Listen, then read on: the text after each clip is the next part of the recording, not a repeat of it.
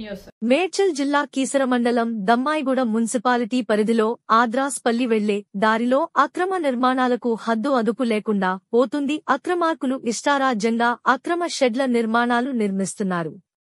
అడ్డుకోవాల్సిన అధికారులు మాత్రం నిద్రమత్తులో మునిగిపోతున్నారని విమర్శలు వెలువెత్తుతున్నాయి.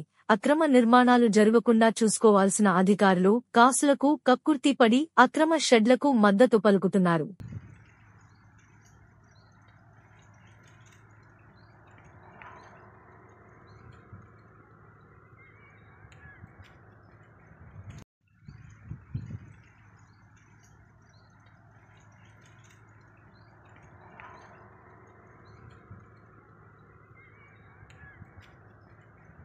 ఈ అప్డేట్స్ కోసం మా ఛానల్ ని సబ్స్క్రైబ్ చేయండి.